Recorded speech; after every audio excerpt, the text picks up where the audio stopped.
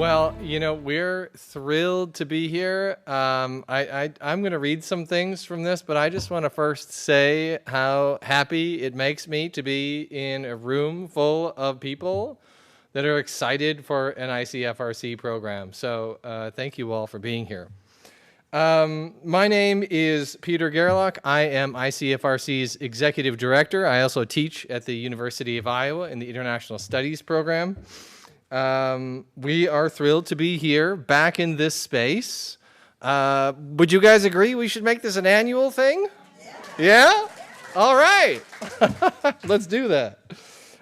First, I want to let you all know that the ICFRC is celebrating its 40th anniversary this year. We're growing up. How about that? We have some great plans this year with a total of 4 events that are devoted to celebrating our supporters, our legacy in the community, and the bright future ahead for internationally focused programming. We hope you will check out our website. We hope you'll sign up for our monthly newsletters and follow us on social media. I know all of you are big on social media. Check us out there too, okay? We're doing lots of exciting stuff this year, as one should do when you celebrate a big birthday, right? Second, I am thrilled that Oksana has been so gracious to allow us all to be here as a part of another celebration. You may not know, but today is Ukrainian Independence Day.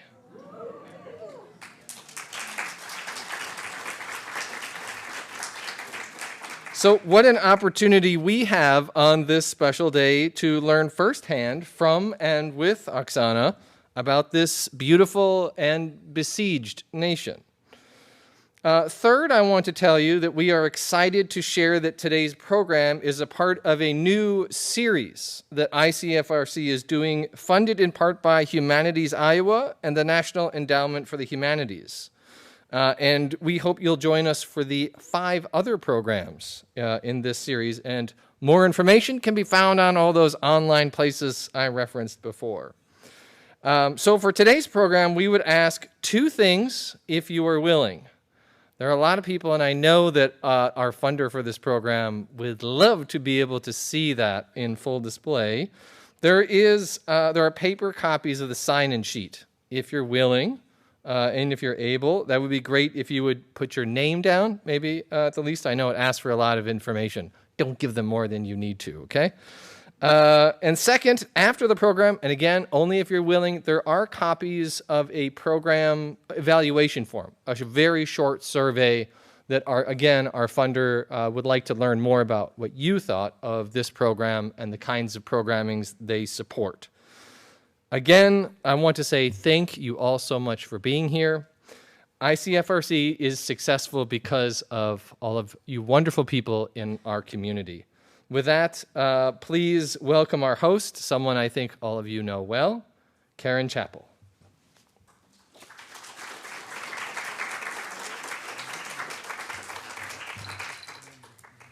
Well, good evening, everyone, and welcome to an Iowa City Foreign Relations Council program. And welcome also to all of you that are listening online. I'm Karen Chappell. I'm a member of the Iowa City Foreign Relations Council Board, and I'll be your host for tonight. As Peter has said, we are celebrating our 40th year anniversary. And in 1983, a group of community and University of Iowa individuals established this organization, and some of them are currently residents here at Oak Knoll, and I'd like to give a shout out to them if I might. Dick Summerwell, Karen Franklin, Margaret Heffron, and Dorothy Paul. And I'd like to thank all of them for their insight in creating this organization. And can you believe it? It's been 40 years now. Our guest speaker tonight is Oksana Herchak, who will be speaking on Living in Ukraine, My Story of an Unbreakable Nation. But before we begin the program, let me just acknowledge and thank our annual donors, sponsors, and partners for their support. They include the Iowa Arts Council through the Iowa Department of Cultural Affairs, Humanities Iowa, and the National Endowment for the Humanities, the University of Iowa's International Programs, Honors Program, and Public Policy Center, the Stanley UI Foundation Support Organization, Midwest One Bank, Taxes Plus, City Channel 4 for providing online access to Iowa City Foreign Relations Council programs, along with the UI Library archives that have stored almost all of our programs. The Iowa City Public Library, because that is now our new home and where we will be showing most of our programs.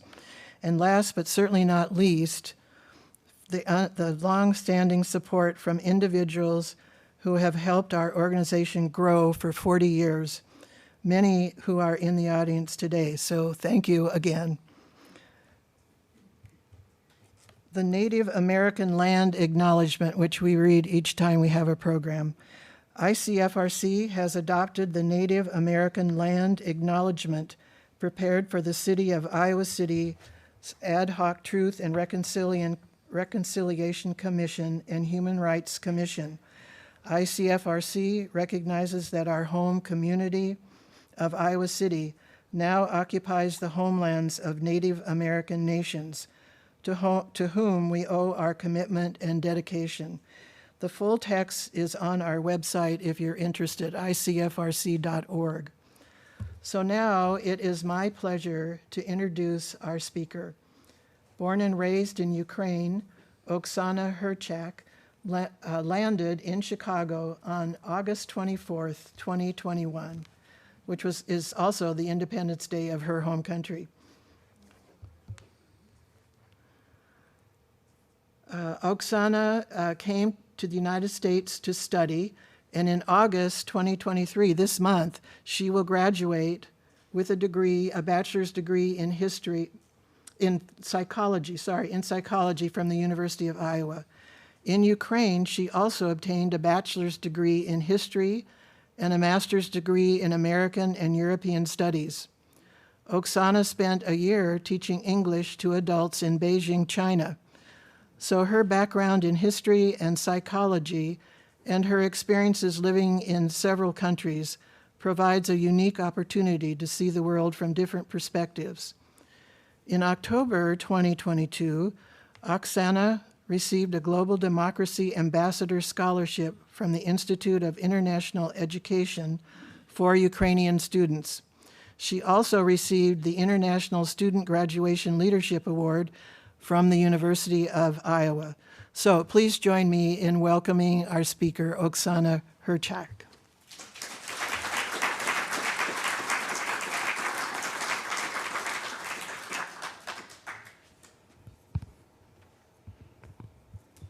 Yeah, hello everyone. Yeah, first thank you everyone for coming to this event, and thank you for your interest in Ukraine, in this country, in the culture, and in people. I really appreciate you all being here today. And this, for me, this kind of event where there are so many people listening to what I have to say is the first one. So I'm a little bit nervous, but at the same time, I'm very, very excited. So let's see what you will learn today. All right, so I'd like to start with telling you a little bit about myself. And so this is my name in English and my name in Ukrainian. In Ukrainian, we speak Ukrainian and we use Cyrillic. So that is why those letters are different from English. So I was born and raised in the western part of Ukraine, in a small town of Chervonohrad. Well, probably not small, because we have 70,000 people, pretty big population comparing to, for example, Iowa City. But in Ukraine, it's considered a middle-sized town. Yeah, a big town is a city is 1 million people or maybe a little bit more. And here, I started my, let's say, journey in Iowa in 2020, when I enrolled into Indian Hills Community College. You might have heard about it. It's in Ottumwa in Wapello County. So there I started. It was a COVID time, so I started to study online there.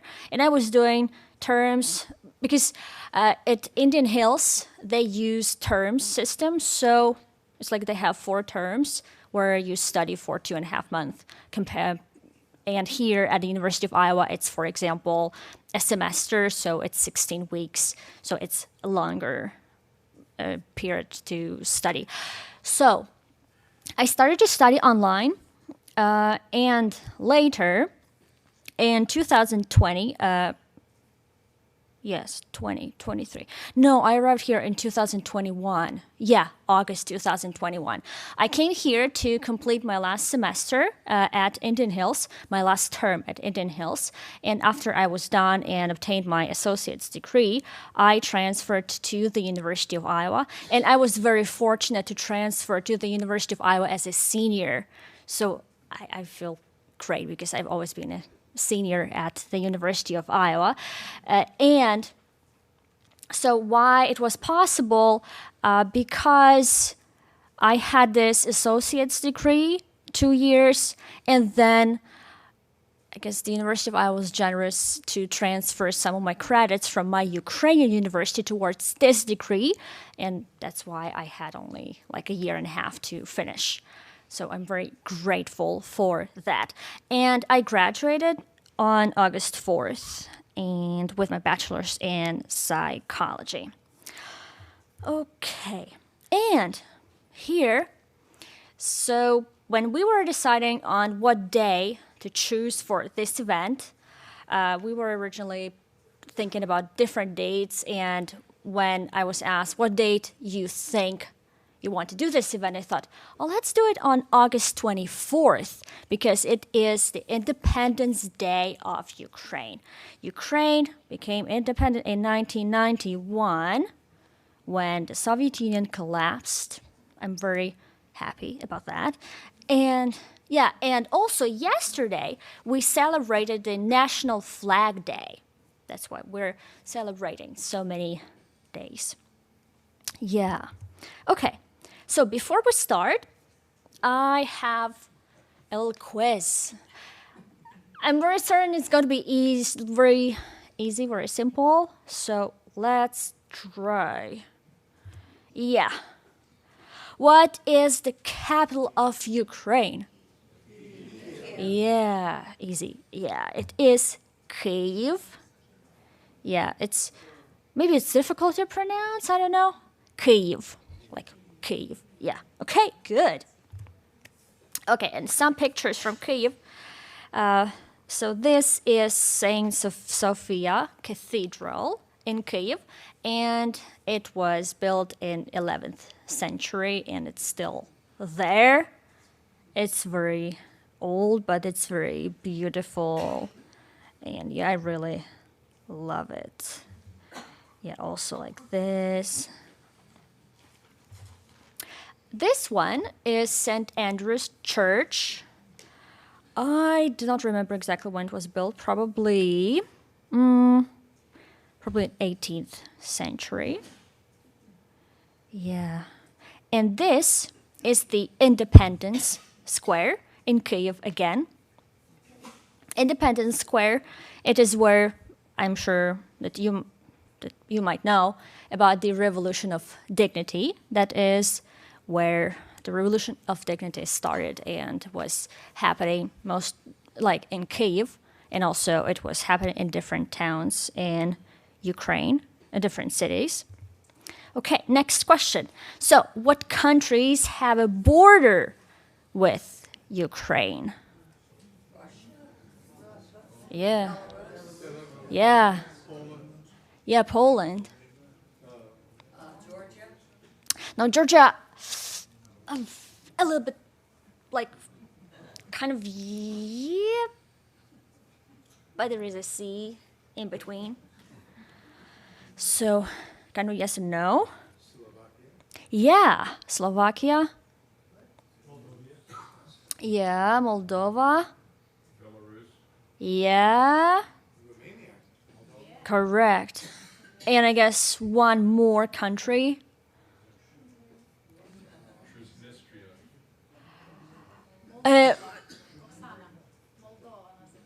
Yeah, Moldova. And there is one more. Let's see. Which I believe I didn't hear. Hungary. Yeah, so Moldova, Romania, Hungary, Slovakia, Poland, Belarus, and Russia. Yeah. So pretty, like, a lot of countries. Okay. Okay, and next one. What is bigger? Ukraine or Texas? Yeah. Actually, yeah. So Ukraine is slightly smaller than Texas. Yeah. Texas is pretty big. Yeah. Okay. What about this one? What is bigger, Ukraine or France? Ukraine is so big. So, yeah, that is correct. Okay, and maybe the last one. What is the national dish of Ukraine?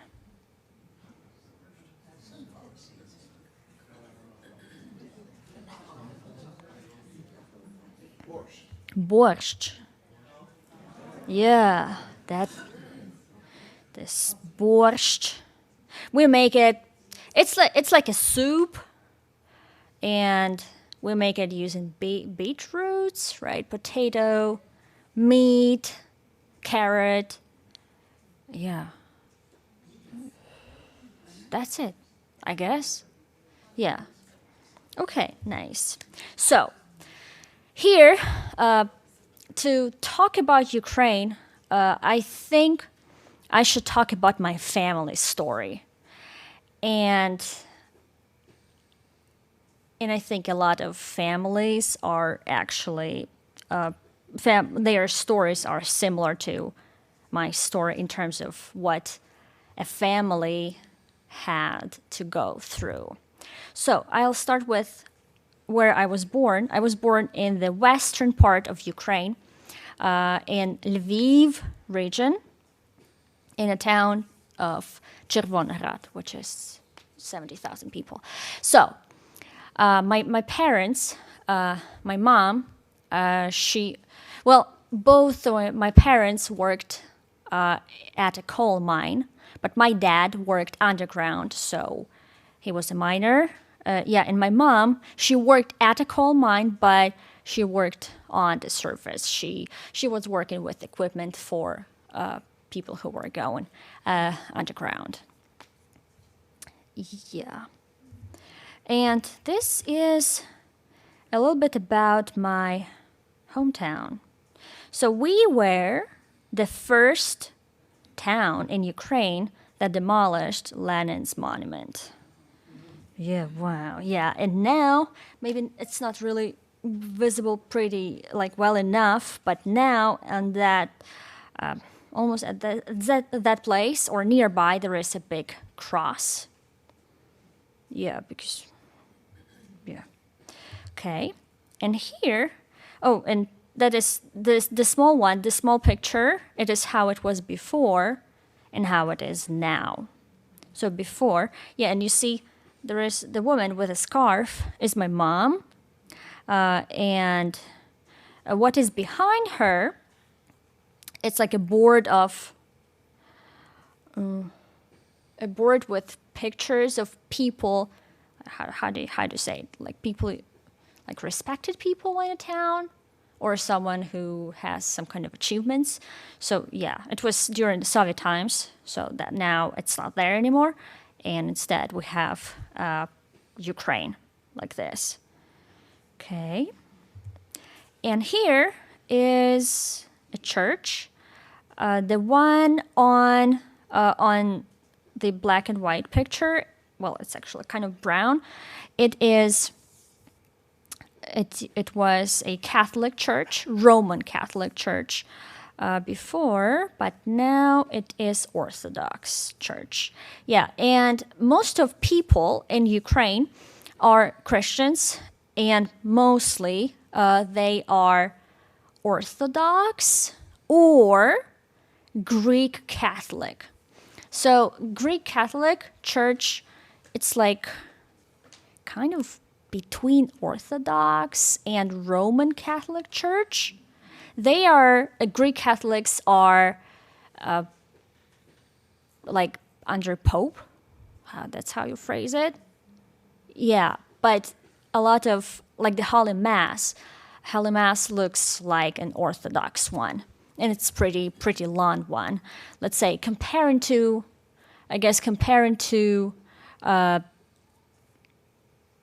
other Christian churches, there is a lot of singing. Yeah, and I guess it's the Holy Mass is a little bit longer, I guess, than usually in all the churches I've been to. Yeah, and also we do have Roman Catholic people, but they are like a minority. And also, well, yes, of course, we have all different Christian churches, and also we have Muslims, and yeah, so we live all together in Ukraine. Okay, and here is a shopping mall in my hometown, and before it was a cinema. Okay, and me and my mom at a stadium.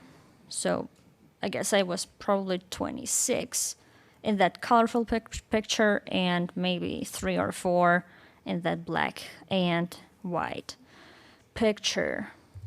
Okay, so I was going to tell you about my family story.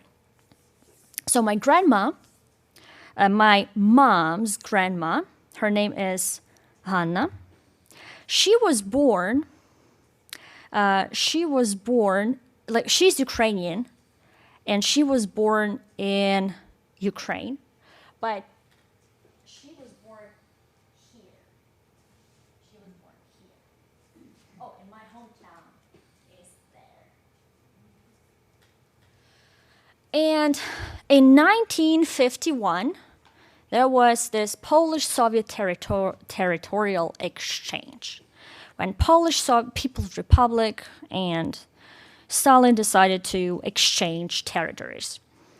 And of course, it was without asking people about what their opinion was. So one day, the police came to my grandma's house, and they said, "Okay, like, you have, I don't know, you have 1 day or 2 days to get ready, and you have to leave." So my grandma, at that time, my grandma was, I guess, 13, because my grandma was born in 1938, and the exchange happened in 1951, so she was probably like, 13. And they had to move to a different part, which is now Kherson region in Ukraine. And at that time, my grandma's family, I guess they had just built a house, and they had land, and they just had, like, they had animals, they had everything. They just had life, like normal life, but one day they were forced to move just because. But at the same time, Polish people who lived at the territory, the northern territory, they were forced to move to the territory which now belongs, like, which is now Poland. So this was kind of it was very cruel exchange of territories. Yeah, and later, my grandma lived in Kherson region for, I don't know, for probably 4 or 5 years. And when she was probably around 20 or 19, she moved to my hometown. Even though it was, she just moved there with her family, and that is where she met my grandfather, and that's it. From my dad's side, So both of my grandparents from my dad's side they also faced deportation, but this time to Siberia, to that part, which is now, I guess it's probably more like Ural. It's Chelyabinsk region, and so my grandfather, he was forced to work for Germans during the Second World War, as far as I know, because that is, it's not like, I don't know much about this because we don't, I don't know, in our family we didn't talk much about it, to be honest, because of course when there was Soviet Union, it was something that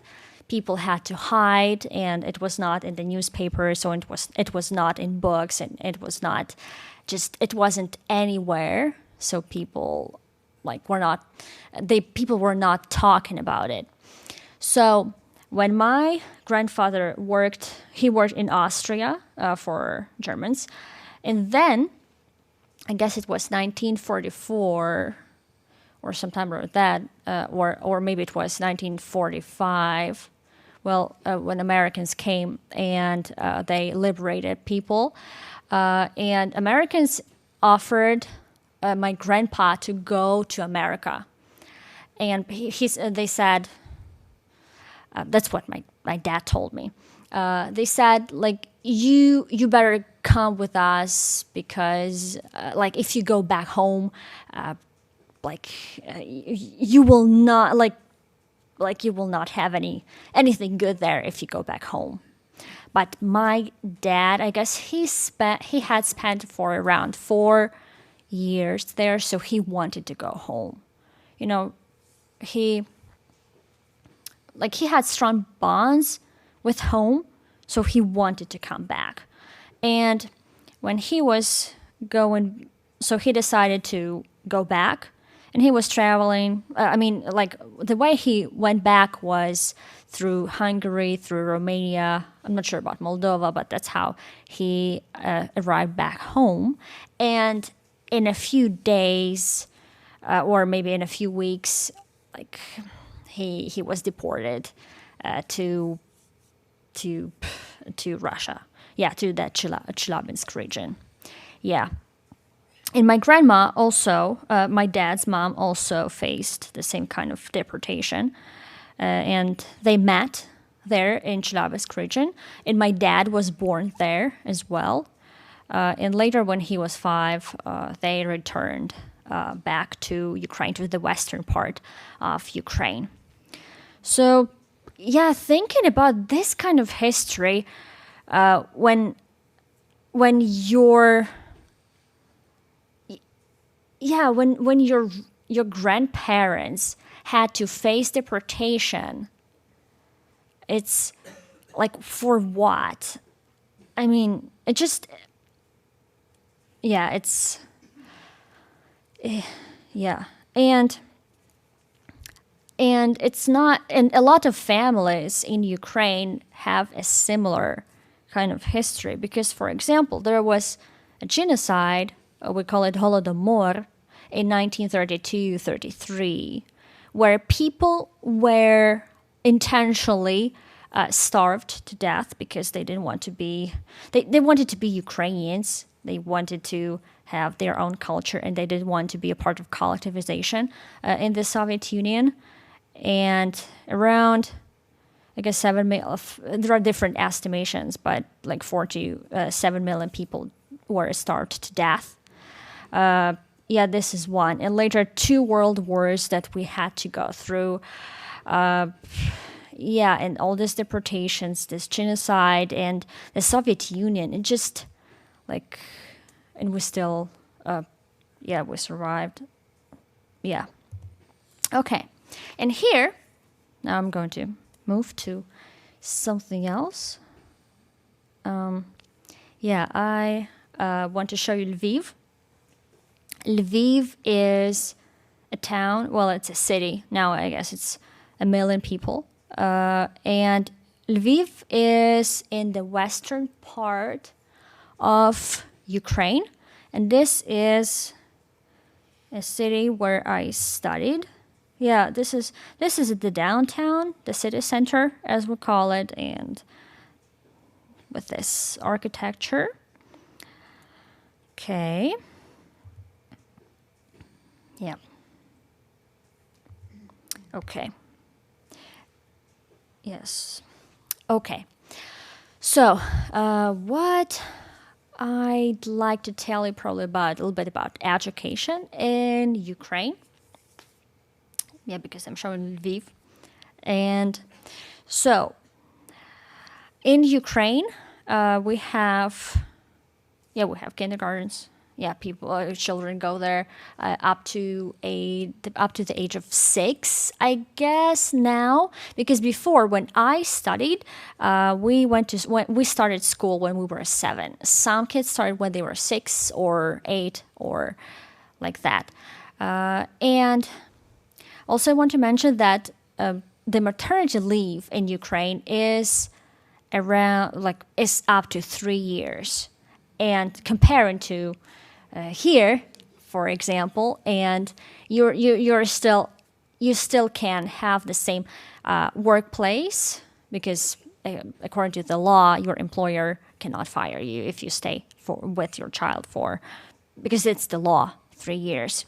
And then kids go to kindergarten and they go to school, and our primary school, our elementary school is 4 years, and then middle school is up to 9th form, and high school is for 2 years, and then we go to the university. Yeah. And just like here in America, bachelor's degree is for 4 years, and master's 1.5 years and 2. But here, for example, in America, you have, and during your bachelor's degree, you have a lot of general education classes. And let's say students have an opportunity to explore what they like. Maybe they can take math classes, they can take statistics, they can take psychology, or they can take humanities, and so on. And later, you can still graduate with general, I think it's possible to just graduate with general liberal arts degree. But in Ukraine, it's not like that. When we go to the university when we are 18, and let's say at that time, you kind of need to know what you want, because you start studying, you decide on a subject, and then you study it for 4 years. So, for example, if I decided to study history, I had to study history for 4 years. And yeah. And then at that time when I studied, we, let's say master's was kind of compulsory, where you had to do it. So if you just have a bachelor's, it was kind of not really a complete degree. You have to go from the first to the 6th or 5.5 year. And then it was not very popular. It was not very common to change your major after the bachelor's degree to when we couldn't really apply for a different kind of master's program. We just had to go from the first year to the 6th one. Okay, I guess that's it. And also, we have quite a bit of foreign students in Ukraine. Most of them are coming to study medicine, and as you see, the highest population of people who come to study in Ukraine. I mean, like the biggest group is people from India and Morocco and Nigeria. Yeah, in particular, in Lviv, there are a lot of people from Nigeria and some other African countries. Okay. Now, I'd like to show you the Ukrainian alphabet. Yeah. Looks pretty different. Yeah. Kind of. Yeah. And also, I want to tell you that here we have all those, well, we have 4 countries, 68%. This is the percentage of similarity with other languages. So 68 with Slavic language, 70 with Polish, 84 with Belarusian language, and 62 with Russian. So yeah, if I speak Ukrainian, I can kind of easily learn any other Slavic language. Yeah, so that's how I just learned Polish. I think it's pretty similar. So yeah. And here, I'd like you to, this is a video that that was made for a project in the university, at the University of Iowa, here. And here I speak Ukrainian. It's me talking about the war, about Ukraine, and why I decided to come to Iowa, and a few different things. And it has subtitles in English. So here you can listen to the video, watch it, learn something, hear Ukrainian, and yeah, okay. It is 7 minutes. Okay, let's do it.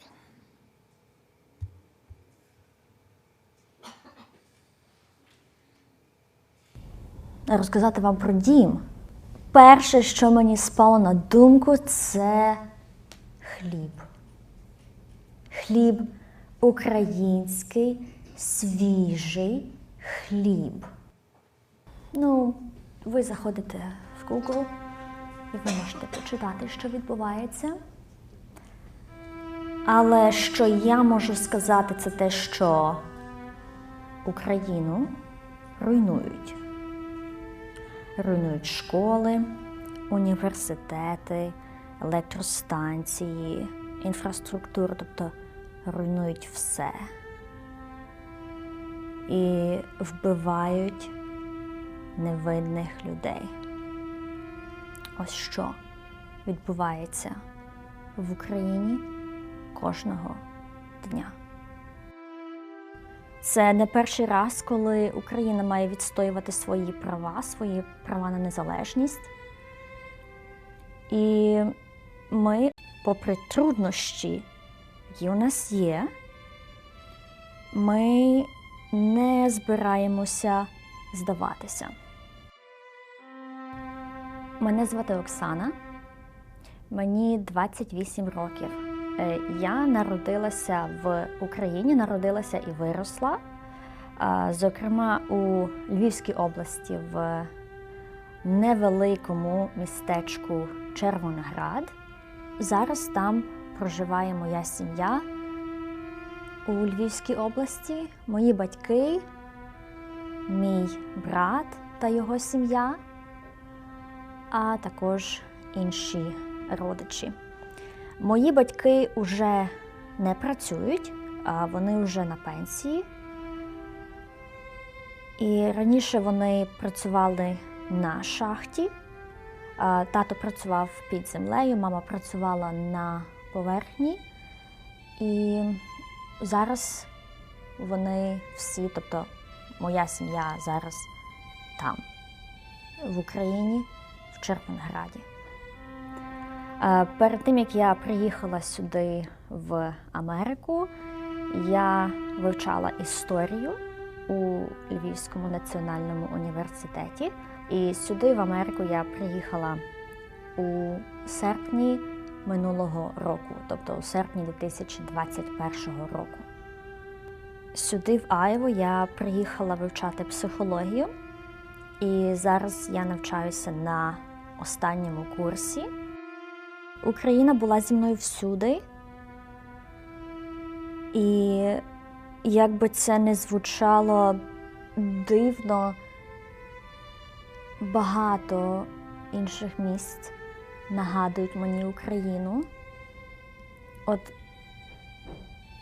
не знаю, наприклад, Айова, так, мені здається, це як Україна, тільки всі розмовляють англійською мовою. Я не знаю, я почуваюся тут добре, так само, як в Україні. І тут дуже дружні люди, дуже щирі, дуже відкриті. І так, я почуваюся тут як вдома.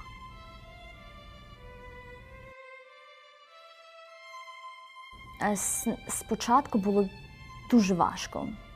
Тоді, коли розпочалася війна, ще в лютому, у мене було відчуття провини, що я не там, що я не з усіма іншими українцями, що я не можу так повністю відчути те, що з ними відбувається. І це було надзвичайне відчуття провини. Але потім з часом, я не пригадую, яким чином так вийшло, але я думаю, що якщо так вийшло, що я тут і я жива, бо, можливо, якби я була там, то, можливо, мене б вже й не було. Ніхто не знає. Тому, якщо я маю такий дар життя, я повинна, по-перше, бути вдячна за це, а по-друге, я маю робити щось для України тут, де я є. І я навчаю української мови, тобто я намагаюся якось популяризувати українську мову та культуру. І це, здається, Україна, здається, дуже далекою, так ніби я не знаю, де вона є. Але я хочу, щоб вона була трохи ближче до людей.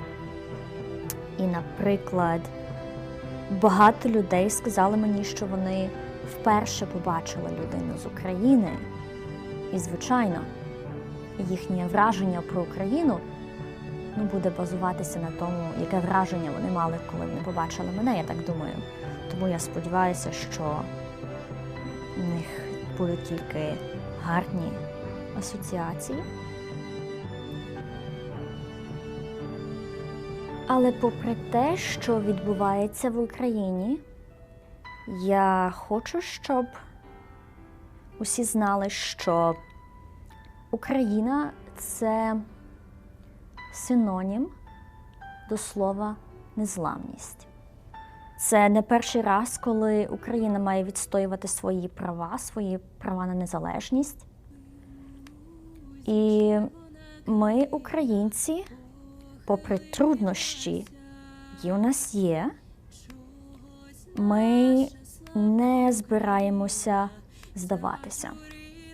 І ось це те, що я хочу, щоб про нас знали. Ми українці, ми незламні.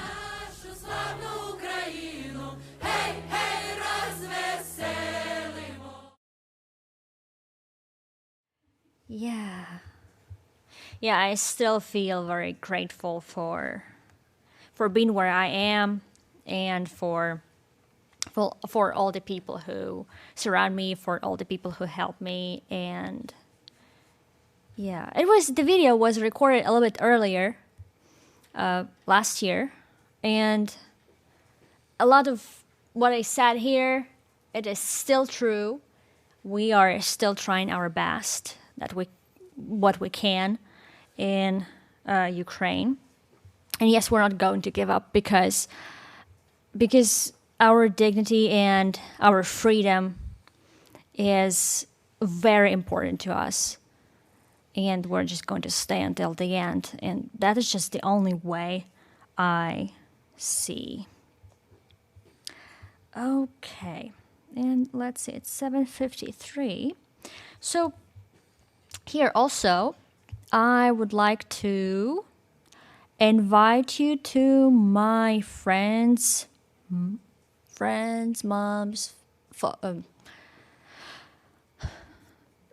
She paints. She paints, and she's going to sell her works at Public Space 1. So here are what she painted, because she already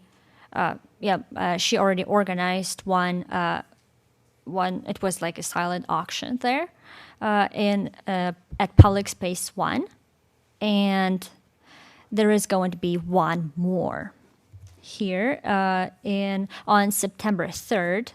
I think it's going to be Saturday, 10 to 6. And all proceeds will go to the humanitarian aid in Ukraine. I guess maybe in Kharkiv, but I'm not sure where it'll be gone this time. But yeah, so I want to invite you all to this exhibit by a local artist, Fatima Zima. She was born in Ukraine. And also I have 3, if you are interested, if you'd like to donate or something, here are 3 organizations that I see as something doing a good job right now. Yeah, Serhiy Pritula Charity Foundation, Razum for Ukraine, and Come Back Alive. And also, I want to say sometimes people hear that I'm from Ukraine and they watch news and they watch what's going on in Ukraine right now. And when they hear where I'm from, they sometimes feel hesitant because they feel like they don't know what to say. It's like, should we talk about what's going on, and maybe she doesn't want to talk about it, or maybe it's not nice, or maybe like I will be impolite. But no, like I encourage you to talk about it, and I encourage you to ask questions when you see a Ukrainian, and because we want to talk about it, and it is a great way to support us. Yeah, and I didn't make a thank you slide, because I was so nervous, like how it's going to be here. Yeah, but I'm really thankful to all of you for coming here. And now, if you have questions, please feel free to ask me anything you want. Let me just say, if anybody does have a question, raise your hand, and Peter's got a microphone in the back, and he will come to you so that everybody can hear what your question is. Yes, if you do have a question, we would ask that you raise your hand, and if it's needed, I can repeat the question a little bit louder so the whole group can hear the question. So I hope you're thinking of questions right now. Before we begin with them, I do want to say that ICFRC wants to thank its members and donors for their support. And if you would like to join ICFRC or make a gift to support our programs, please do go to icfrc.org. Yes, we have excellent programs, and we're so grateful to you, Oksana, for sharing your story. Thank you. I saw a hand over here. Yes.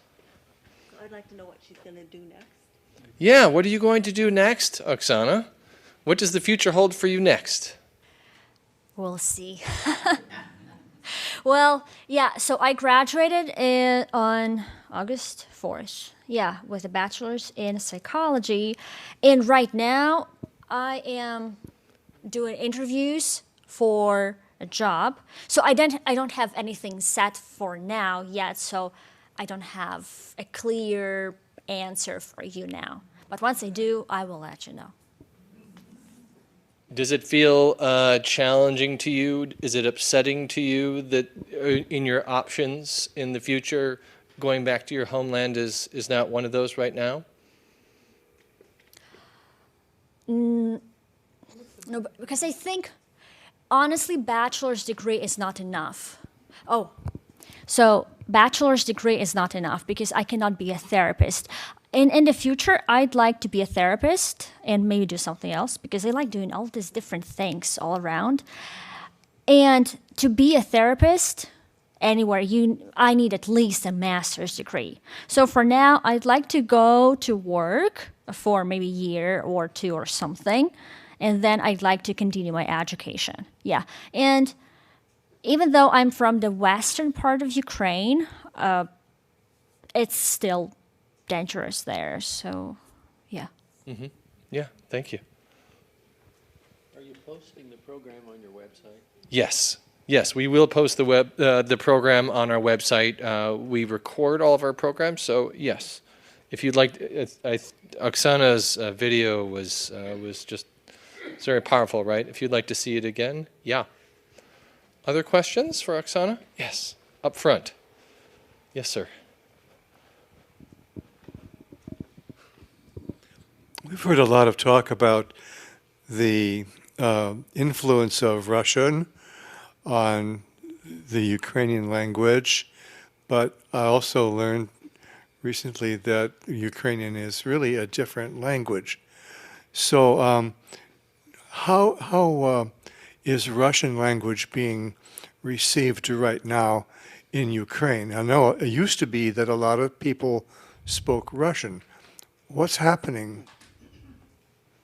So a lot of people now are those who spoke Russian, they are trying to switch to Ukrainian, because when you are in Ukraine and you are going through this war, like you just have negative associations with everything, including language. So they are trying to switch, but there are also people who still speak Russian, and they have a right to do so. Yeah, because somehow in the past we coexisted on one land, and like they spoke Russian.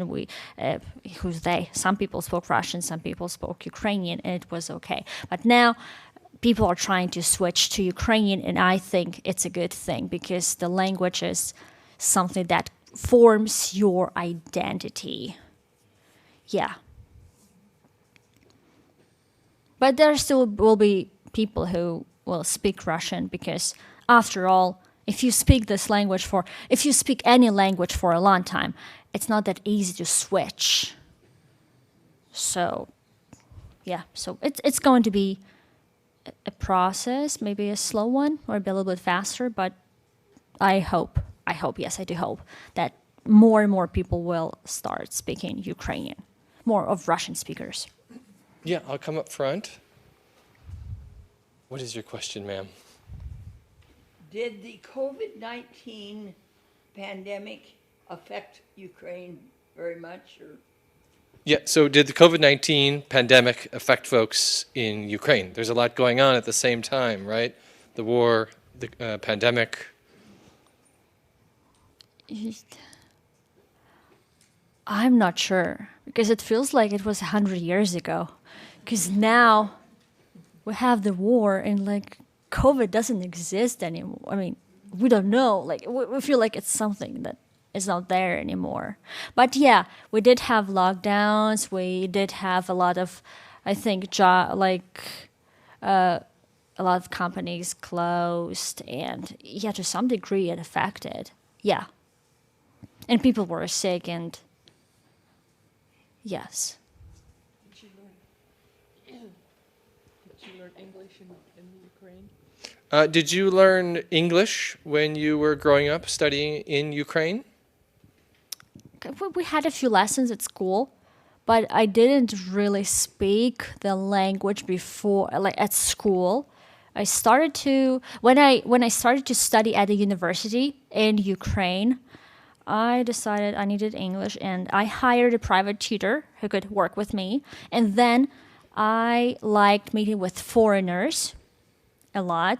And when you do not speak their language, like even if you do not speak the language well enough, when you immerse yourself into an environment where you just have to speak because they do not understand Ukrainian, that's how you learn. So true. Other questions? I saw, yes, you ma'am here in the gray. Yeah, I want to know if they had food and electricity throughout her family. Yeah. How about your family? Have they had access to things like food and electricity during these difficult times? Right now, you mean? Yeah, through the course of the war. Yeah. Yes, there were a few times when there was no electricity, but our region, the western part, is not as badly affected as the eastern part, for example. Yeah, so Russia is still trying to ruin the infrastructure in everywhere, but we're trying to adjust. And also we had this, how you call it, power outs in Ukraine, when, let's say, you have the light only for 4 hours a day, and later they try to save the energy.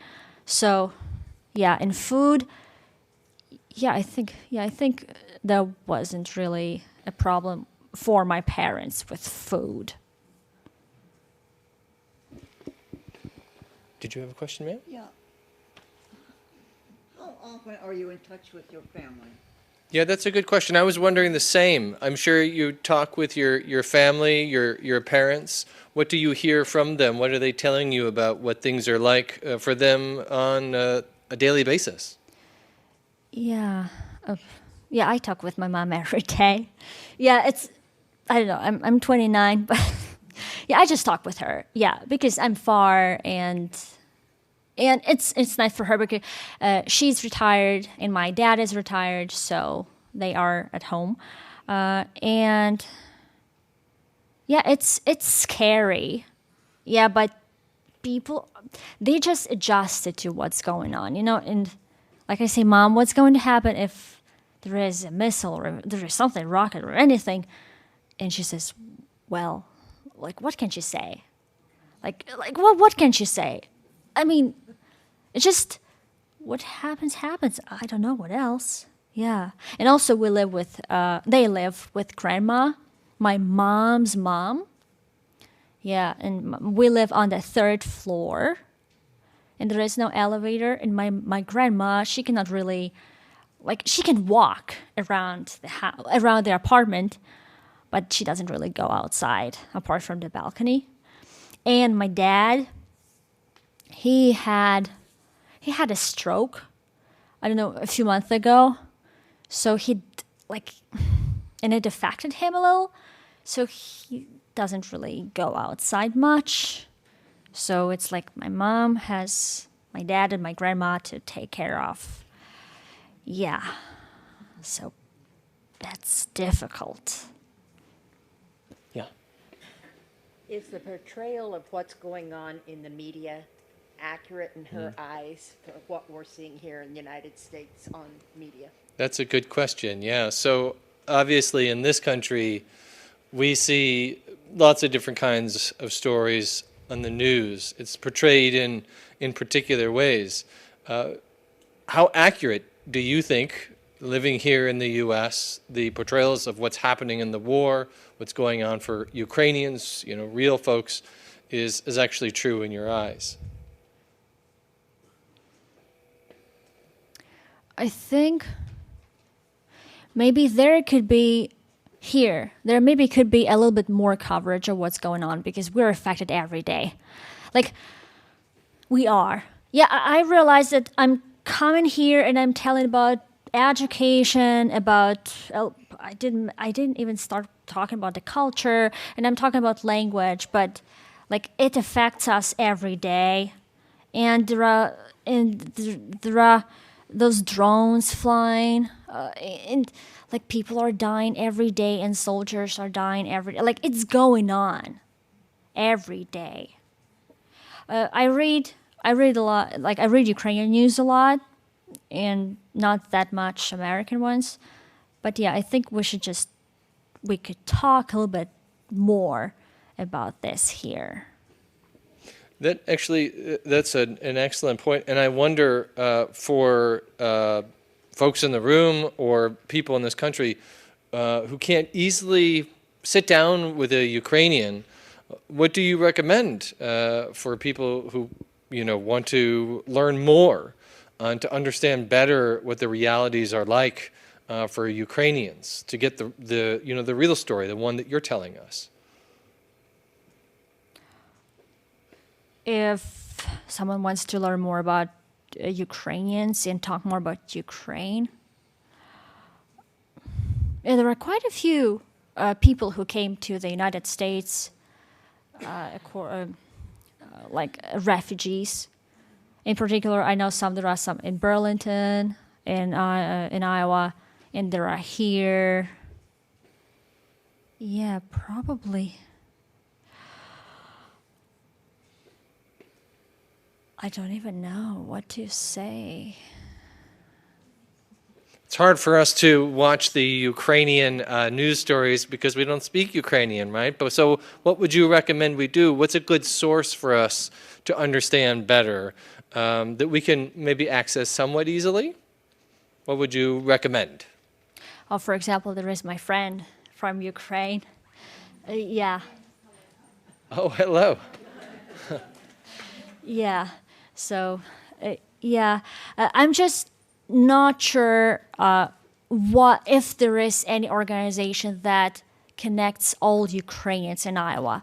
But I just know Ukrainians who came here because of the war, for example, like one by one. Like I know recently, for example, a local newspaper was writing about people from Mariupol who came here, a family probably of 3, but I'm not sure, but I never actually talked to them. And also there are other Ukrainians who, for example, Hala connects with, but I don't know if I really have a good answer for you. That's okay. That's okay. Yes. Yes, ma'am. What was the system of government before it became part of the Soviet Union? What was the system of government before the country became a part of the Soviet Union, was her question. Before the Soviet Union? Mm-hmm. So before the Soviet Union, we were kind of independent for a little while, but Ukraine was a part of, for example, the Russian Empire in the east, and it was a part of Austrian-Hungarian Empire in the west, for example, and yeah, so it was often a part of something else all the time, even though it was developing its own culture and language. Well, maybe I can ask you one final question. Yep. What gives you hope today? Sorry? What gives you hope today? What gives me hope today? Yeah.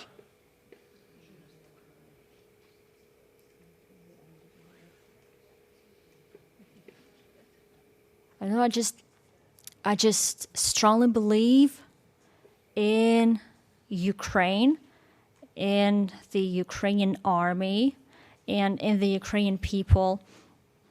And if so far we have gone through a lot of adversities historically, so we can go through this again. And a lot of people, a lot of countries support us. So yeah, just like I'm very confident that we're going to win this war.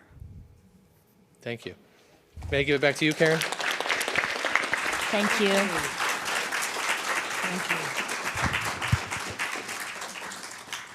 Thank you, Oksana, for a talk and opening up about your thoughts and your life.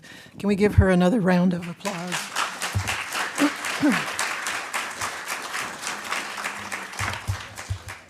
So this concludes our program. I just want to say that we have another program on September 6th with Ambassador Ron McMullen. It'll be at the Iowa Public Library, and it will be celebrating what we used to do in the past with having lunches and programs at the same time. So if you're interested in being part of that, RSVP, I think we only have space for 80 people. So if you're interested, please get online and respond. So this concludes our program. And I'd like to thank you for joining us tonight, and we are adjourned.